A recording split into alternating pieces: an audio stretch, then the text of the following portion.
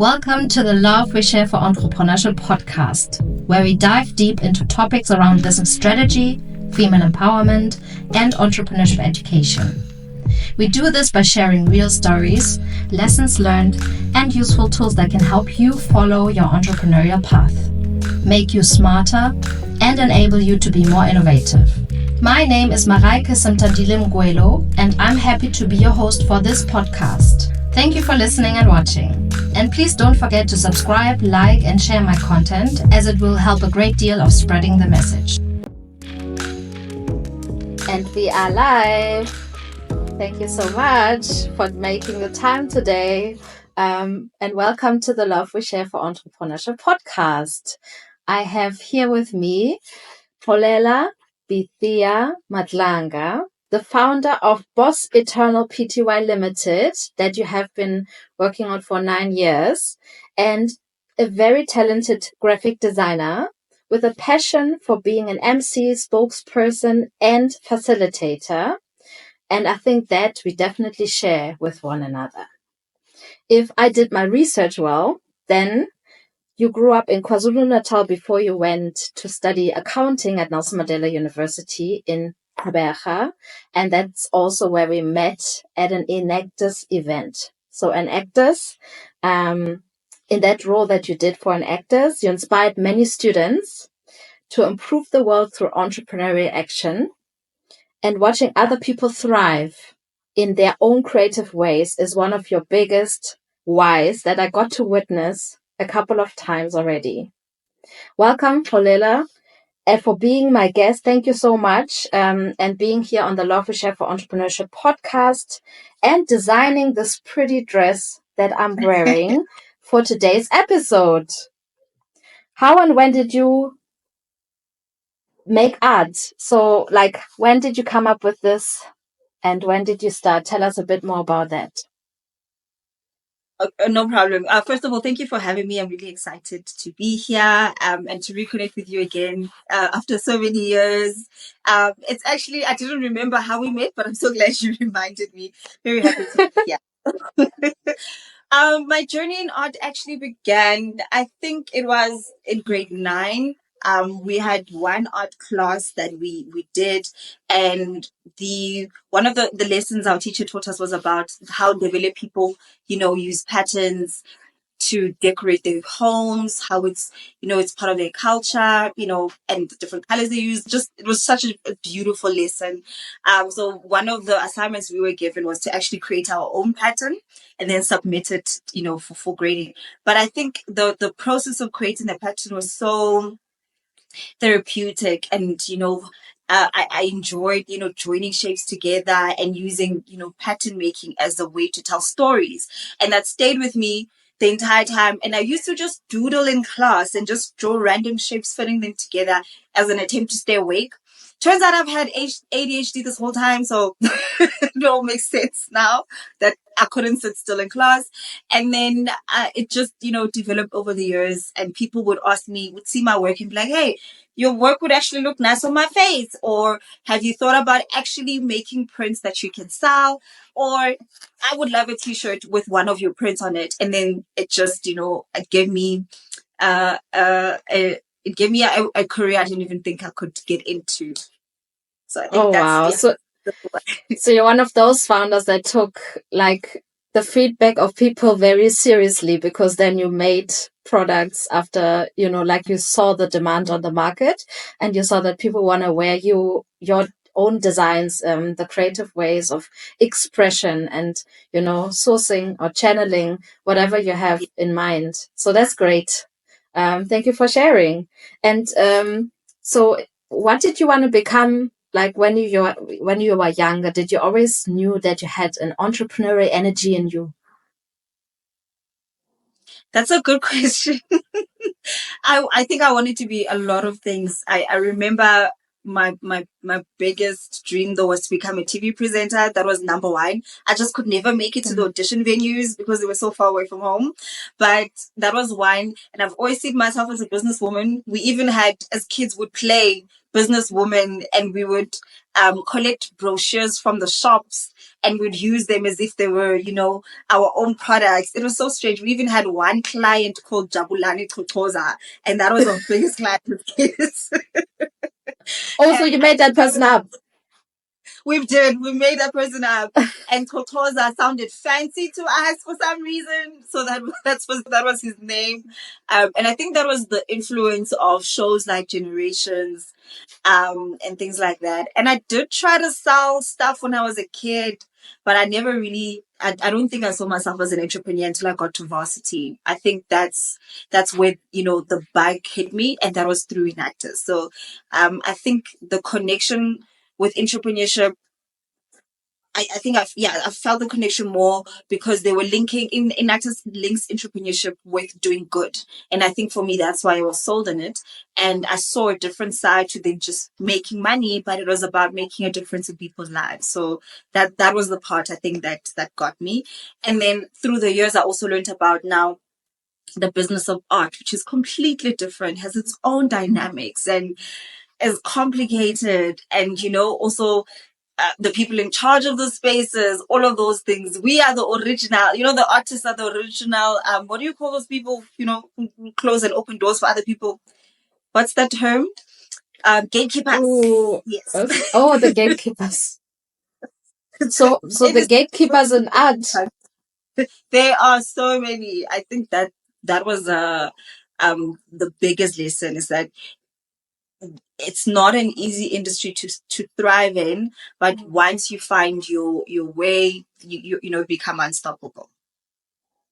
Oh wow, that's a very strong and powerful statement. And I think you've shown that you've become unstoppable in some ways. And like, but where was it difficult? Like in terms of accessing the market that you were in? Can you share maybe an example or story that, that you have experienced when it comes to this? I think so. I think given the style of my art and its various, applications, there's definitely certain spaces where you can't just, show up and then do what you want.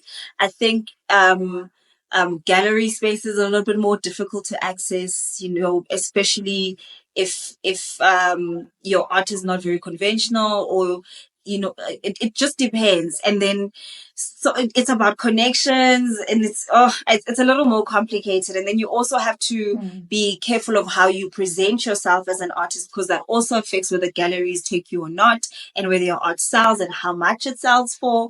So I think that one was a little bit more interesting. And I think also, because I don't come from an art background, as I didn't study it, learning that, okay, how you group yourself also affects, how the market responds, who sees you, etc.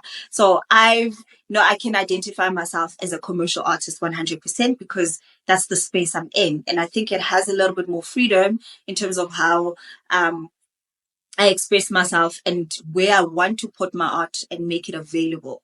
But like all things, there are rules to the game that I am still learning to this day. Yeah, but we're all learning at every point in our lives. So I think, that's just part of the journey. And who opened doors for you that you were not able to open yourself? Sorry, please repeat that for me. So the question is, who opened doors for you that you were not able to open yourself? Oh, that's a good one. That's a really good question. I think one of the first people who really there's a few, but I'm thinking now that made a significant, jump for my career. I forgot his surname, but his name is Jermaine. Jermaine saw my work and he was putting together an exhibition in GQ. And he said, "Hey, I really like your work. Do you want to be part of the exhibitors at the Athenaeum?" And I was like, oh my goodness, yes. And I think that was such a, great opportunity. I sold my first artwork there, and that was such a good feeling, and I think it validated what I was doing, validated the stories I was trying to tell.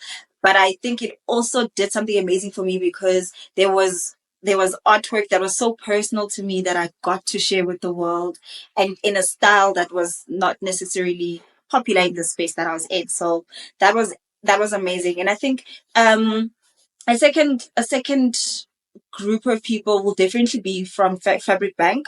I think they've really done a lot to support my journey as an artist, especially now when it comes to printing fabrics and getting my work out there. They've really, done a lot to help me promote myself. So, and yeah, I love also how they, in most industries as an artist, you're always careful to try not be taken advantage of, because everybody's just trying to use what you have, and then they make money and then you just left there. But they do a good job in making sure that the artist as well is taken care of, and I really, really, really appreciate that about them. So I think, yeah, there's so many more, but those are the two examples that I'll make. Yeah, and you need those strong partnerships, especially when you are not like when you haven't studied that specifically and you're just following a passion. And I mean, not that it's like the passion is not something great to then venture into, because it's often a very big source of inspiration, and you can actually feel a person telling a story through art a lot. I mean, that's what I'm feeling when I see people making stuff, and it's so impressive. So it's actually cool that you're mentioning this Antheum, because also one of the interviews that I took for the Love We Share for Entrepreneurship, for the book that I wrote, it was actually taking place in that space, with Oh, one wow. beautiful wonderful person. Her name is Amy Shelver, and she has been running that space for a while and been very involved in the art industry in Gqeberha. And I've never heard someone saying GQ. Where's that coming from? It's just, because PE for Port Elizabeth. Yeah, okay, it's still Yeah. better than, I mean, people know Yeah. PE because formerly the city was called Port Elizabeth, and now, but GQ, okay, it sounds cool. I'm Yeah. gonna remember that one. And the next question I have for you is, how does your current workday life look like? What do you do? I think like most millennials, we have multiple projects going on all the time. So I do have my full-time job, which is at Enactus, which, it's a really, really great organization.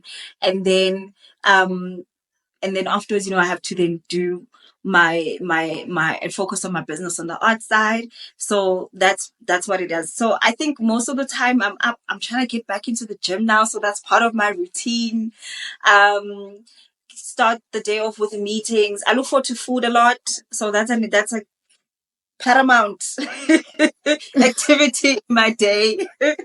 And then of course then it's creating. I think I have I love the process of actually making the prints, and especially if I'm inspired by something, then I can sit down and just focus on that. And I think my favorite thing about making patterns is you can really just zone out and you feel your brain relax while you are you're expressing yourself in a way. And that part for me is great. Then day-to-day stuff, like the marketing and operating the business in between, that's the life of a busy millennial. I think I'm not sure if I've answered that properly, Yes, or of if you want course. And what's your favorite activity, and what's the least favorite in business life? oh, I have to say, because of the way my brain works and who I am, the admin kills me. I think both in my day job and with the business, the admin is my least favorite thing, and I have to kind of like literally get into the zone. I have to physically pull myself, to sit down, concentrate, and do the boring Convince stuff. yourself. Yes, I have an accounting degree, but that's also the least favorite part of when I have to do all the books. Look, look at the numbers, but it has to get done at the end of the day. So you just have to push yourself through. And then other times I'll just play Candy Crush and ignore it. So get back to it another time. And the most favorite? What do you enjoy? Oh my gosh. I love when you work on a project, you start to see it come together. And then, there's the joy that, that comes in when you look at it. You're like, oh man, I think this is great. I think this is beautiful. A new exciting element for me is working with color because, my art is usually in black and white. That's my preference. And so, but because I'm getting new clients, I'm working in different spaces. I have to now, learn how to incorporate that color into my work. And I've realized the importance of using color when telling stories because even themselves, they're part of it. So that's become my favorite part. I get excited to get to a point where I'm like, okay, what are we going to use here? What's going to best, bring this artwork to life? And then that playing around with it until you find something that fits. 10 out of 10 feeling. 10 out of 10 Oh. feeling. And for everyone who can't see your background right now because they are listening, you have two pillows behind you. The one is black and white. It's a bit more in front. And the other one is with a few elements and here touches of color. I think Yes. you're using two different ones to just put some, put some elements in it and it looks wonderful. I would also be so curious though, because an entrepreneurial journey has its ups and downs. And what has been your biggest learning curve so far on your entrepreneurial journey? I think I think this one for me, there's two that I would highlight. The first one is definitely knowing how to price properly.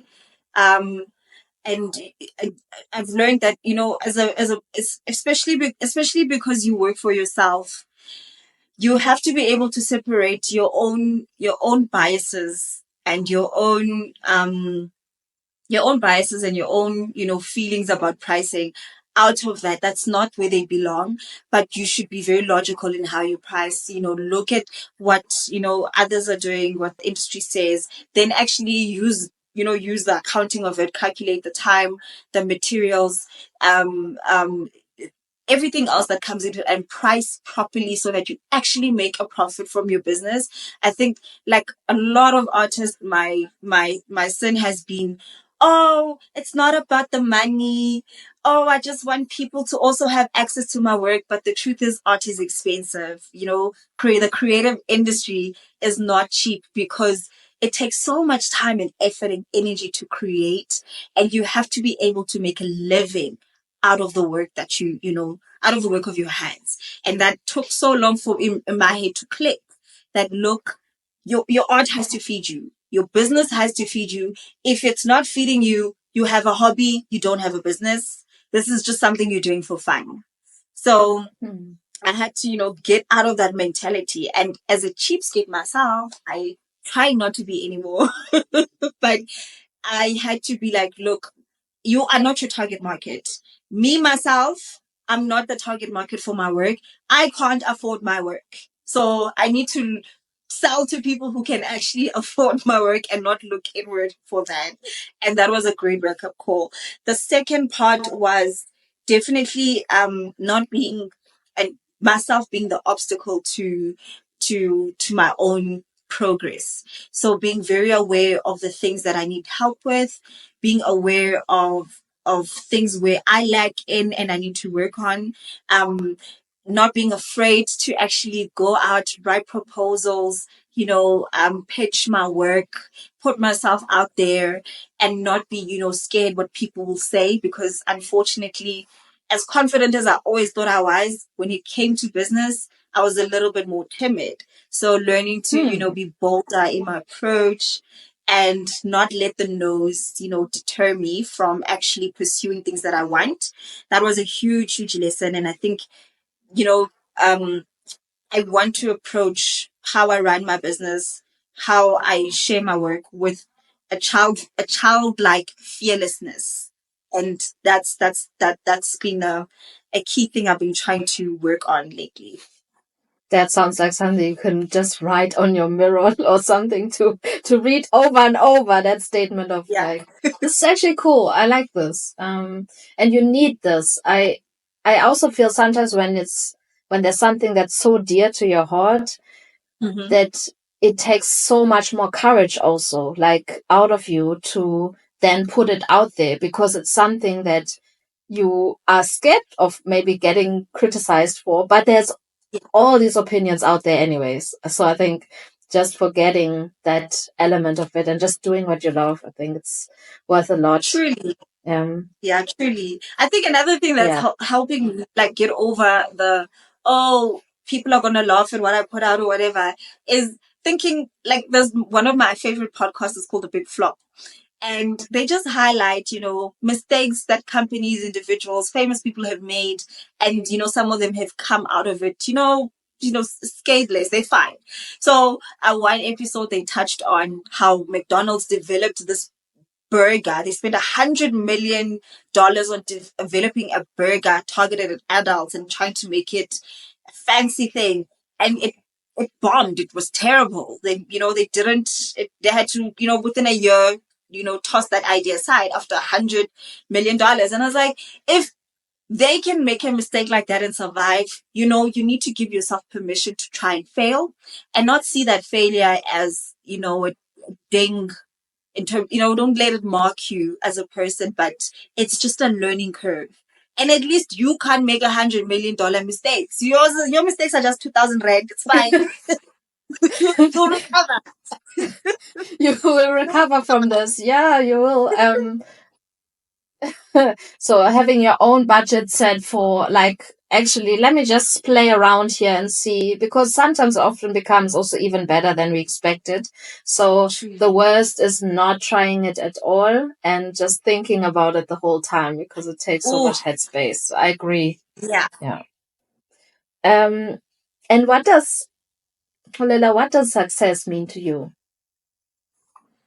Oh, I think so I have it written down somewhere for me, what it means for me.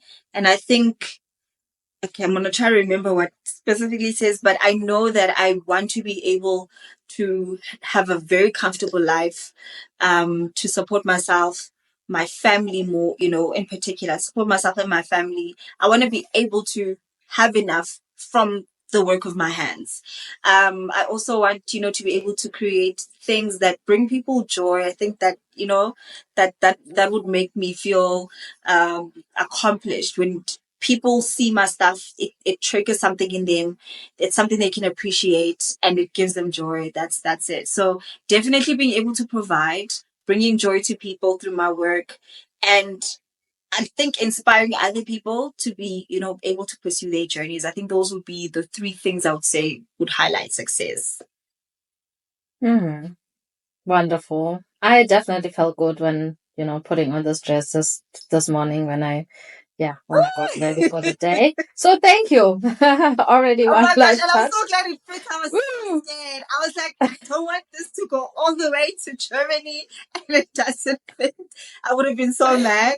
And actually, I'm so glad we did this because I got to see the print on different fabric. So, because the original dress is in a very see-through fabric, and that one is amazing. So, the next collection I'm working on is going to be, we're going to be using that fabric for it. Yeah, thank you for like taking that first dress as an inspiration for a whole collection now, from a different material. Yeah, awesome. Let's talk about money, if you don't mind. Yes. Now that you're an entrepreneur, so like my question is, what's your relationship with money now that you're an entrepreneur? Oh, it's a good one.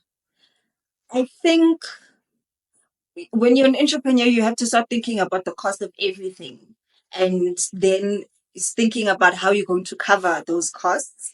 And yeah, you also learn there's a time to do free things, there's a time not to do free things.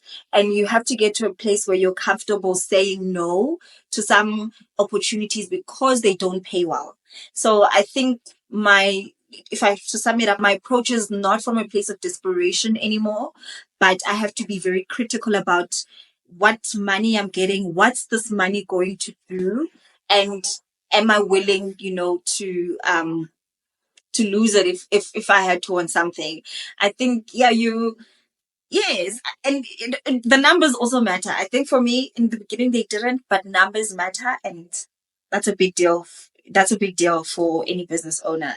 Yeah, I think I'm not sure if that actually answers your question anyway, but yeah, that's how I see it. Money is a resource. It enables you to do what you love. It enables you to live a life, and it's also a resource that it allows you to enjoy life as well. It's not just something you put in the bank and it's done. It's a resource.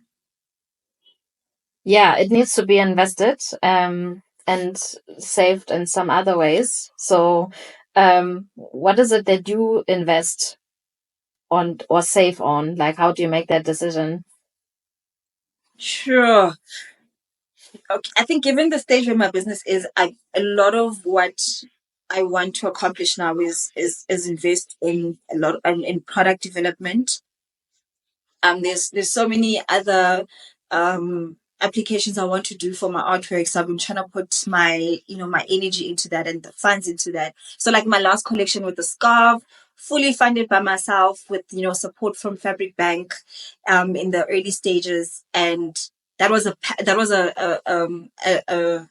passion project for me. It was a love letter to all the different women in my life. So I want to do more stuff like that. And then I'm also at the age where I have to think about long term. So putting money away for my future, putting money away for my health. And I'd forgotten that also as a creative, your work always isn't always consistent. So you have to think about salary protection and what you do when some months are dry. So, being able to put money aside for that, so that you're not again working from a point of desperation, but you can create leisurely, because creating from a point of stress doesn't work. Yeah, that's not good. That's not good. Yeah. This is a very valuable piece of advice for all the artists out there and even those that are in different industries. So always consider that you're not going to be a constant, uh, generating, but also like you need to make sure that you are preparing for good and the bad times. And that's, yeah, Oh, I I think forgot we to need to add all do other. this. Yes. Yes, other parts I think I want to do more of this year is, I've always been a big advocate for self-development, self-improvement, firm believer in that you really need to invest in your own growth in any way that you can. So I try to, even again, if I there's an area of my life that I want to improve, or my professional career that I want to improve, then put money into that, and because that helps. So I know now I also wanted to get back to public speaking a bit more. That's a passion that always and that I always So if want you to have pursue. gigs for Xolela, then reach out to her. Via which channel, actually? Before we forget this, which channel is the best way to get a hold of you if someone wants, because we've been speaking about your art a lot. Where can they find you? Where can they follow you? I think Instagram is the easiest for now, and then I've also just launched my website. So Xolela M is where they can find me. Those are yeah, that's where I think I'm most present online. Yeah, we'll definitely put those links in the, what is it called, show notes, so that people can get a hold of you. And by the way, though, like now we've spoken a bit about the initial phases of, or not the initial phases, the how you saved, how you invest. But initially, when you started, did you have to put any specific capital, or did you literally just started designing and selling? So how was it in the beginning stages of your business? Oh, yeah, there's a lot of I did quite a bit of sewing into my business, quite a bit. I would use So I did quite a lot of random gigs on campus. So like you said, I was a graphic designer for a bit. I still am, but I'm not doing much of it anymore. So that's how I used to make the money to sew back into the art. And I'm trying to think back what I used to do, but definitely like, so any money that I got from doing graphics, I put into my art business, because frames are expensive, printing is expensive, the t-shirts and all of that. So that's one avenue. I also had a job that I had when I was still at NMU, and part of my salary would also go back into sewing into my business. So yeah, I can't, I don't, because I didn't keep record of how much I was taking in from myself and putting into it. So I can't even put a number to how much I've put in. But if I had to make a guess, thinking about all the frames and the things that I had to buy, we're looking around 15K from my pocket in the beginning that, I put it to my business. But then that means also that you were just bootstrapping it from your own capital and basically doing things that you felt had a need on the market, and then just started, putting it out Yes. there and speaking about it and saying that actually you did ask me about this. Now I'm doing it. So here it is. Yeah. Please, like, or not even please, just get it, It's gonna sell out fast. Yes. Awesome. And what do you appreciate about entrepreneurship support, specifically targeting female founders? Because I'm not sure if you know, but I'm also working in that space. So one of my job responsibilities is making sure that we have more women venturing into the space of entrepreneurship. So is there anything particular that you appreciate about the support being given to female founders? I would say, I don't know, in the context of South Africa, my I think there are organizations that do try to really, focus on female entrepreneurship, but to be honest, I think there's more that could be done, because again, the challenges are a little bit more unique when it comes to women founders, and a lot of us are breadwinners, and so whatever income we get is not necessarily always all going towards the business. Half of it, if not 80% of it, is going towards making sure that our own families are supported. I think there's a little bit of a neglect that in the space for in our context, 100%. And unless you are actually getting your following is high in terms of social media, because that's become quite a big deal now. Your following is high, you have media attention, there's a lot of buzz about your brand, you're not likely to get the support that you have. I remember one of the ladies I met while I was at Feds, she has now she's running a hair care brand, an incredible hair care and skincare brand. And when she was starting out, she would apply for funding, especially government funding, but she wouldn't get response. She wouldn't get anywhere. It's not until she started winning competitions from corporates, she started winning random competitions, and her name kept popping up, that they came to her and said, "Hey, we see what you're doing. Now we want to give you money." But when you apply, there's like, it's not as straightforward as it is. But in some instances, there are organizations that really do a good job in supporting female entrepreneurs, not only with funding, but I think mentorship is a big one as well. They have to go together. So that financial support, the mentorship, and then access to markets. They're a package deal. Um, and there's not a lot of organizations that offer that, but the ones that do, they really turn to do it well. Yeah, I agree. I mean, I've seen a few programs that are focusing especially on female founders and combining the two that you mentioned. And I think it's also the most powerful because it can automatically then, because of the strength and the passion and the skills of these women, it just being transformed into more, right? Most of the time. So it's definitely something we need to do more of. And I'd be sorry. I'd be interested to hear from you. Like, what's been your observations in terms of success rates, and how, in terms of numbers as well? Do they take in a lot of women, and out of those women, what have you observed being the success rate of those people who become part of those programs? to become part of the program itself. I think sometimes it's more like what I observed in South Africa. There's more of a fear of success than fear of failure. And Really?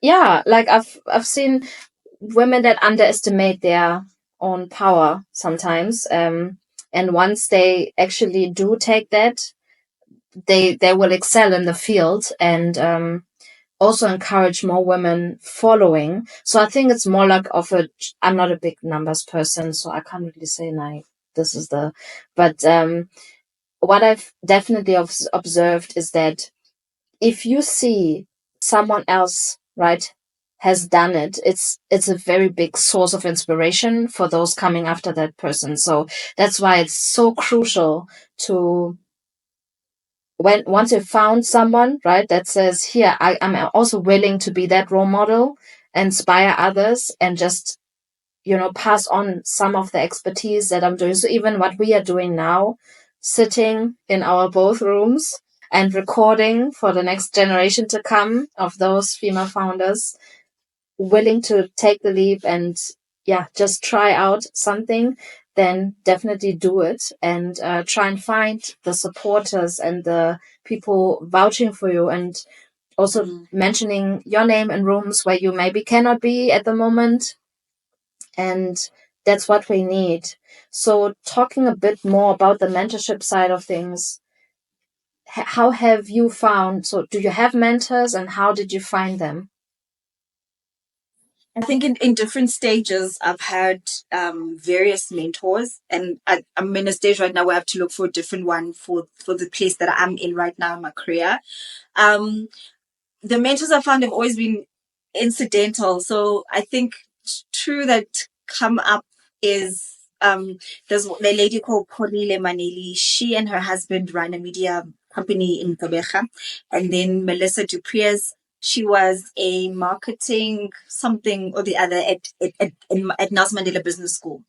And yeah, they very, very, very played very big roles in my life. So So I'm flashing back to my life as a student when we ran a business called the Upcycle Store, and Melissa was an upcycler at the time. She made incredible leather bags from discarded leather and fabric. So whatever wasn't used in factories and whatnot should collect and should make the most beautiful bags and accessories from those things. She took me under her wing, let me use her sewing machine. But I think more than that, sharing her knowledge, her expertise, guiding me, and also with both of them, I think the fact that we also had, similar faiths plays such a huge role in that mentorship relationship for us, because we have to implement those principles in our business as well. And it plays into ethics and things like that. So that was key, getting mentors that are of the faith in the creative space that are free in terms of what they want to offer you in and obviously maintaining boundaries where there's need to be, but there's and I think it came out in the I am collection that I did with the scarves, is that there's a willingness to just share without feeling threatened. Oh, this little person is gonna take over and is gonna do better than me or whatever. No, just out of love.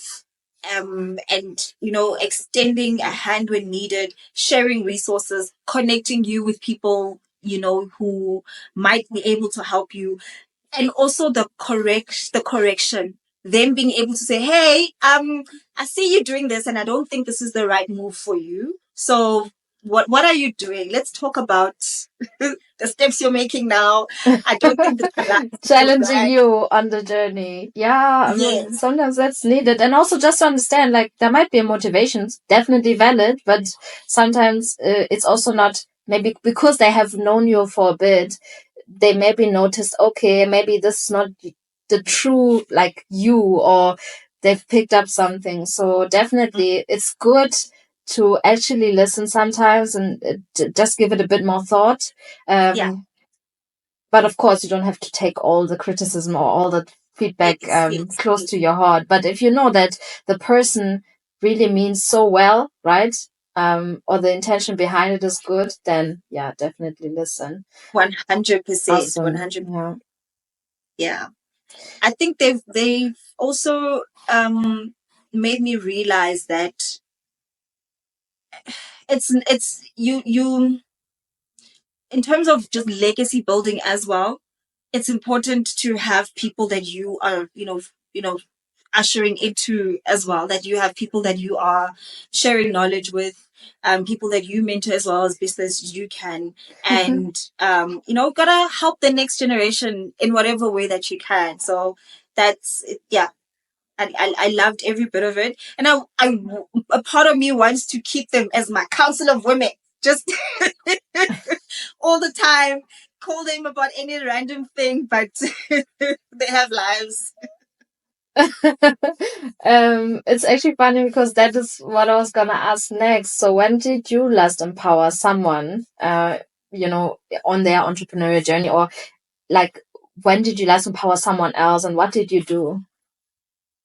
Oh man, I think I got a sweet message from one of the students I work with in Enactus, and she unfortunately has left the program now because of funding, and it breaks my heart that I couldn't assist her in that sphere. But um in the whole year, you really don't think you're making an effort working with these different students. And she started a business with one of her friends, where they are developing a device for kids, for kids or people in general, like an emergency device that if you have an emergency, you can get scanned, you can get your help.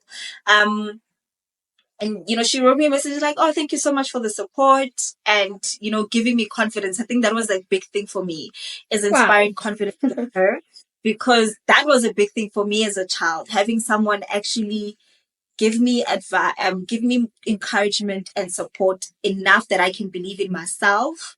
That's a big deal. So her saying, what, I'm more confident in my role and what I'm doing because of your assistance, really warmed my heart, and it made me feel like, oh, I actually did something in this job. So that was such a You sweet did a thing. lot. You did such a lot. And I think it's also, yeah, worth noticing and being reminded of sometimes, because you might forget. And it's good that you still have the connections to people that you've worked with in the past, because that, it just lightens your day a lot when you hear it. It does. Um, okay, let's share some more business advice to the next generation. Is there maybe a piece of advice you could share with someone who is planning to start on their entrepreneur journey? Like, what would that piece of advice be? I'm going to give a very cliche message, I think. Everybody tells you it's not easy. And believe me, it's not big things that make it hard or difficult. There's small, I think last year, a lot, I learned there's small things that happen that just make the journey difficult. And you have to try not to fall apart at each one, especially when they happen all together. So please expect things not to be easy all the time, but learn that it is definitely part of the journey. And I think most importantly, failure is an important part of your growth and success. It is something you cannot escape, but something you should definitely embrace and quickly bounce back from. Failure is a good teacher. You mess up once, you will never make that same mistake again. So those things shouldn't make you feel any less or disempowered or make you feel like you should give up. It's just a learning curve and part of the journey. Just go through it. Those are the two things that I think I would say. Very cliche, but true. Because when you go through Very them, true. you have to remind yourself that this is Yeah, part of the you journey. need to remind yourself while it happens, because often you feel very down. So you need to get yourself back up together. And what helps you in the moments, like when you kind of feel like, okay, you're still in a bit of a mode of negative self-talk, or you don't really get quickly out of that situation? What do you do? Do you have a go-to? I don't believe in suffering in silence. That's the first thing. I know some people, they like to no, me, I need to let it out. I need to vent a little. I need to cry. I'm not a crier, but I think once I turned 28 a few years back, that just waterworks, just free flowing. But I believe in sharing, because I think sometimes we get caught up in thinking, oh, and this is terrible, and we think no one else has ever experienced what we have, when in truth, people have gone through so many experiences, and hearing somebody else's point of view or experience might be able to shed a light, and then you're like, oh, okay. So I'll give you an example. So when I first did the scarves, the seamstress I was using messed up the scarves, and it's okay. One, these are expensive to make, so my heart was like, oh my gosh, you're costing me money. And I'm late on delivery and all of these things. And I was crying to my friend and I'm saying, I've invested so much money into this project and I can't believe this is how the money is getting wasted and used up. He's like, friend, you're complaining about this amount of money. I lost, 10 times, literally it was 10 times more than I had lost. And I was like, oh, okay. I am overreacting. I need to calm down. This happens. So I just need to find a way. I just need to think of plan B, plan C, whatever it is, and just make it work. So one is talk. The second is, again, because of my faith, I'm a big advocate for praying. Um, sometimes I'm like, Lord, I don't have a plan. So can you please help me out in the situation? And then the third part is, I do think you need to take a moment to just, have a bad day, but then you gotta just do it quickly and then get up and do it. Fix it, move on. Cry, but make it work. And often there are strategies of fixing things. Sometimes they are not, because the damage is done. So I also have a similar story like yours.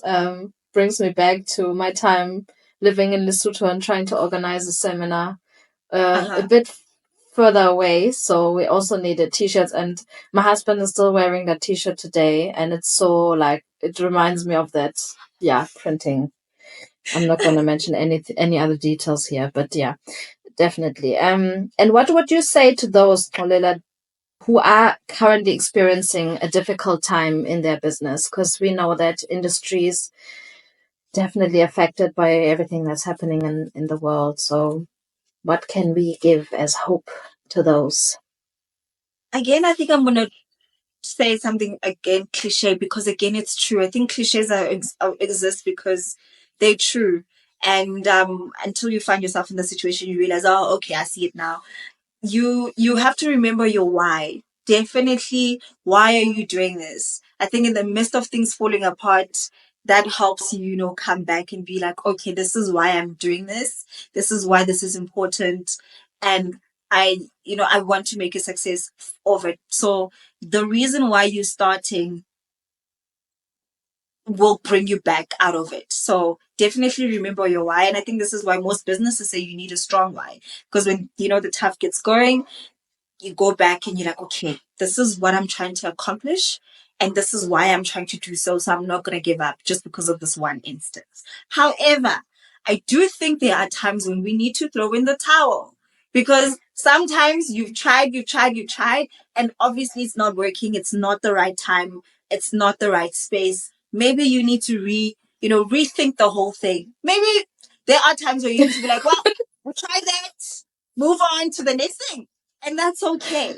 It is okay. And you could put it in a drawer, right? You don't have to throw it away completely. You can just, open the drawer, put it inside, make sure that later on, whenever the time is right for that idea, it can come out again. But yeah, I agree. Truly. And some of our failures make the best stories, Those are the things that you think back on and you laugh and you're like, what was I thinking? And then it's a great story to tell other people. It's never a waste. It also is a cautionary tale to others, like, hey, bro, don't go that route.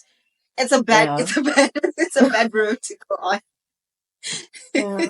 I don't even want to end this conversation actually, but we are close to the time. And I would like to ask you 5 quick questions to end off. We'll see how quick they are actually. But yeah. Okay. Are you ready? Yes. Okay. What tool is critical for your business to function? Me actually making art. Making art. So art is your tool. That's wonderful. Yeah. you set up a business dinner, who would sit at your table? Oh, that's a good one. Karabo Poppy being one. Oh, Trevor Steenman. Two. Latuman Makolo. Three. Um, Emeli Sandé. My goodness, has to be there. Oh, last one. Oh my gosh, the pressure. Um, One seat is open for this person that you're currently not saying, or do you still have one? Kendrick Lamar would be at my table. Oh, Listen, that's number 5. okay. That's an interesting combination. Nice. And what is one item on your bucket list? Ooh, I want to make R1,000,000. That's I want my business to be R1,000,000 business. That's definitely on my bucket list. That's Do you have a yeah. date? Do you have any like concrete smart goals when it comes to that thing? Okay, so I've moved away from setting timelines for myself because it puts me in an anxiety state. So there are certain goals where I'm like, yes, there's a time frame for it because it's practical. I can do it without stressing myself out. But with that particular goal, it feels so monumental that when I try to time it, I get a little bit of a panic attack. So we're just taking it step by step. And what are you doing when you achieved it? Oh, that's a good one. I believe in buying myself something for my apartment every time I do something amazing. So- Awesome. Please send me a picture of that amazing piece when, the goal is achieved. If you had unlimited money in your business bank account for a week, how would you invest it? Wow, it's a good one. Definitely into some of the products that I want to establish. I think I'd also do like an NPO wing for my business where I do creative projects with young kids, especially encourage them to pursue the arts as well as just as a way, as an outlet, because we know that art is an excellent outlet for whatever people are dealing with. So that's number 2. And then, oh my word, number 3.